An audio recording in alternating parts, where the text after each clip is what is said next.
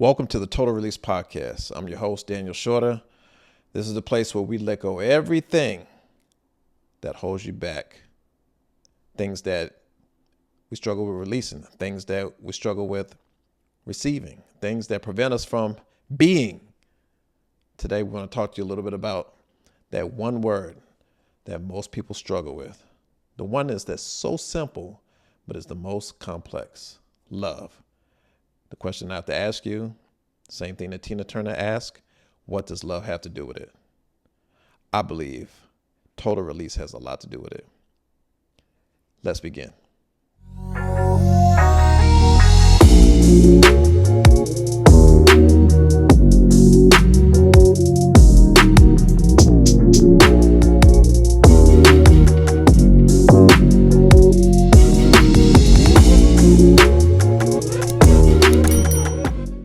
Let me ask you a question. What if the thing that you are calling love is really just an attachment compelled to make you feel like you're in love? It's an attachment that's coupled with a lot of anxiety. It's an attachment that makes you feel unfulfilled, even though emotionally you feel stirred up, you feel somewhat alive, but often feel like you're walking dead. Let that sit for a minute. A lot of times we say that we love this person or we love someone, but we often feel drained. A lot of times we say we love our family, but the challenge is we haven't felt one with our family in years. We say that we love God, but we fail to realize that we don't really love ourselves, do we?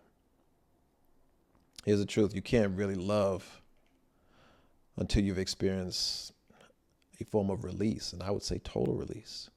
Because love without wholeness is like pouring from a cracked cup. You ever see how it just continues to leak out? Like there's something not whole or complete about this form of love. So today we're going to be talking about love, and we're going to be talking about total release and how they work together. I like how Tina Turner said it: what does love have to do with it? Or what's love got to do with it? I'm telling you right now, everything. Because only if it's real love does it really matter. And we say, well, what is real love? Mary J. Blige says, I'm searching for real love. Someone to set my heart free. Yeah, that's Mary J. Let's break it down. And sometimes love is simple for children. So I'm going to talk to myself right now as if I'm a third grader right now. Myself at the kitchen table when I was questioning, what does love have to do with it, when I see things on television, things in the news, things in people around me in my community that demonstrate something they call love but makes me feel like something's wrong. Because let's be honest, most of us feel like grown-ups on the outside but confused 8-year-olds on the inside. Would you agree? Well, here's the deal. As I matured just a little bit, I started learning and reading. And in the Bible, it talks about 4 types of love. And these are found in Greek, so you can find that. There's the eros, which is the romantic level of love, or spicy love, the spicy kind of love. You know that kind of love when you come in contact with the person that you find attractive. It's that eros love. It's that sensual love. And then you find what's called, I believe it's filial love or phileo love. I'm not sure. People pronounce it differently. Like Philadelphia, right? The city of brotherly love. It's kind of like that brotherly friendship love. We all have that maybe with 1 or 2 friends in life. I have a few friends that, it's that type of love. It's not the same love I have with my wife. It's not the same love I have with my children, but it's definitely a very close bond that I share with people I've been through things with. These are friends, close friends, people that I trust, people that I share things with. Then there's that family love, that blood love. This is my family. These are the Shorters. This is that Storge love. It's the family connected to your family, right? Not your immediate family, but your cousins and your aunts and your uncles. It's that family love. It's what we share when we have our family reunions. But there's another love. This one is a little bit different because it's not the love that you necessarily see that often. It's not the love that you see in those first three all the time. And that's called agape love. That's the kind of love that requires a different type of mindset. It's not about what I can do for you or what you can do for me, because it's unconditional. It's sacrificial. It's the love that's eternal. But guess what? We know when we think about that love, there's only one love that really comes from God, and you think about it at the end of the day. And that's the one most people skip all the time. They try to build marriages with eros and call it forever love. We know that doesn't work out quite often, does it? Man, those first 2 years, you fall in love, you size up that man, you size up that woman, you look at those broad shoulders and you look at those hips, you look at that 36, 32, 36. And you know what? As 20, 30, 40 years go by, that love doesn't last forever. That love is temporal. They try to build marriages. They try to build friendships on eros, but on friendships, we try to build it off of phileo love and think it's unbreakable. But the reality is, how many of us have had friends that we've had relationships with, and all it takes is the one cross, the one thing that they should have known not to do this. I trusted him, I trusted her, and you realize that that relationship is not as thick as blood. You recognize that it's hard to forgive in those moments. You can't build a friendship solely on phileo love. Then you have what's called that storge love. But the problem with that is, even though it's designed for the family, we try to heal trauma that came from our mama, right? Off of storge. But you, my mama, you were supposed to understand. You wasn't supposed to. You were my father. Why did you leave? Because they're humans. Because they aren't fail-proof 100%. Because they're not perfect. Because they had trauma too. Because they didn't know what to do and they did the best they could. But if you never walk in agape, your love has limits. Statistics say that 75% or relationships with couples that focus on emotional safety and forgiveness over just the romantic spark alone or the eros have a 75% higher long-term satisfaction.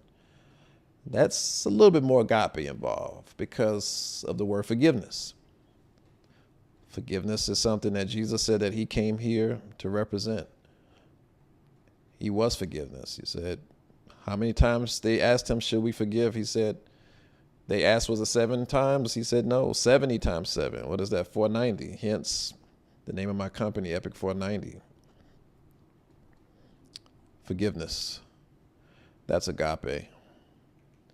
See, total release, in a sense, it basically means you don't just release the person who hurt you. You release the need to be right, the fear of rejection, and the role you played in staying stuck. Because a lot of us are hurting because we stayed in something. And it's hard to forgive ourselves because you feel like, you lost something. You feel like your value wasn't there. You felt like you were entitled to something, maybe the reason behind it, or maybe you felt like you didn't deserve something else better subconsciously. But I was told to love at your highest level requires that you must forgive at your deepest level. If you want to go high, you got to go deep sometimes. And to go deep, you got to love people that you really do care about and love, even when they don't understand, until they understand. That's something that I learned not long after my brother was murdered, because I had to forgive the person that took his life. I had to forgive the pain that my family had to experience.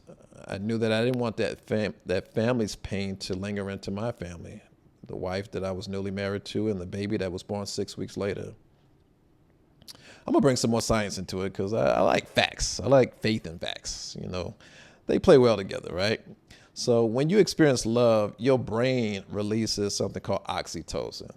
That's the bonding hormone. That's what mothers feel when their babies are born. And even though they just went through a lot of pain, 9 months of labor, and then pushing that child out, what happens is the moment they hold that baby in their arms after birthing something, oxytocin is released and it creates a bonding experience between the mother and the child.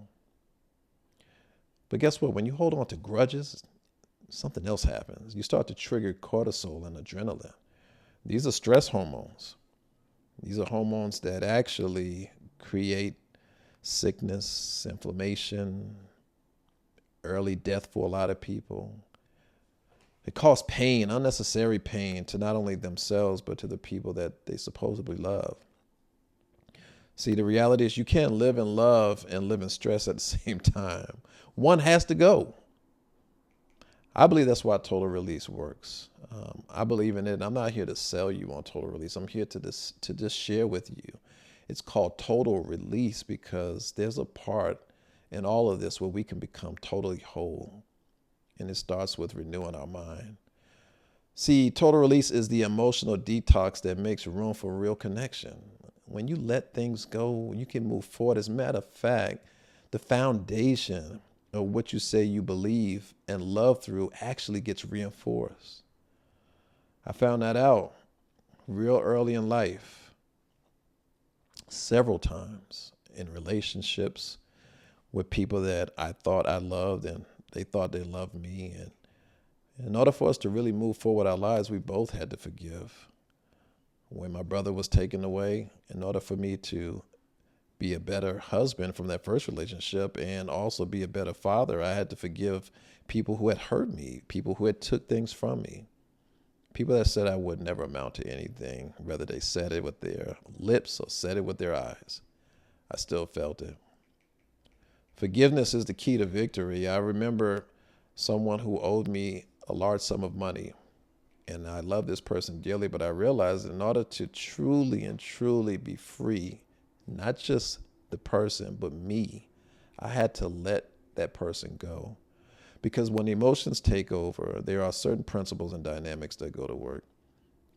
You have the ability to hold people hostage, or you have the ability to release them. And I chose to release. I chose to take responsibility for my actions, my part. And when I do that, I start to see something. My heart begins to feel and experience something else. I start to look at life differently. Opportunities start to show up differently when I release. As a matter of fact, the person that I had this issue with financially, the moment I released them, money started coming back to me. Not only just from them, but from other places as well. See, once you have total release, your love shifts from needing someone to valuing them. It changes from holding grudges to setting boundaries instead. Or trying to fix other people. Instead, you focus on healing people. I'm going to say it real simple. Love without release will feel like a job, but love after release, it feels like freedom. There's a scripture, 1 Corinthians 13. It says, love is patient and love is kind. That's how it starts off. But here's the reality. Only when your soul isn't in a cage. If you're in a cage mentally, emotionally, relationally, spiritually, financially, it's going to show up in so many other areas if you don't release it. But truthfully, love is patient and love is kind. So when we shift our mindset from what someone else owes us to taking responsibility and realizing that if you can't love somebody else, you can't love God and you can't love yourself. The moment you truly forgive and say, hey, let me look at this a little bit differently. Let me look at mom's efforts despite her actions. Let me look at dad's allowing me to come into this world, even if it looks like that's all he did and he disappeared. I made it. Not everybody made it. See, you want to know why people can't love well? Because they're too tired from carrying what they haven't let go of. But when you surrender the pain, the pretending, the performance, you finally meet the person God intended you to be. So in closing, I just want to say this.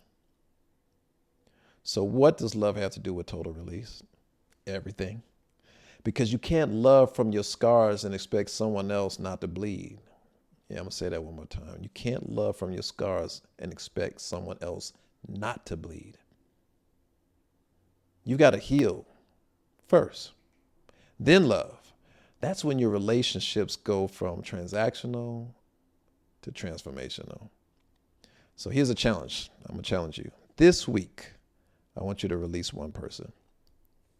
Not physically, emotionally. Say their name out loud and bless them. Oh my gosh, can you believe that?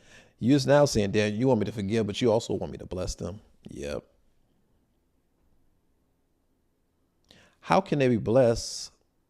How can they be healed if we still keep them chained?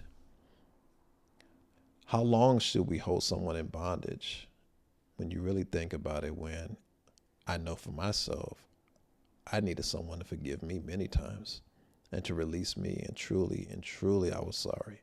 And truly, I did everything I could to make it right. But I realized there's nothing you can do until the person who you want to forgive you forgives themselves.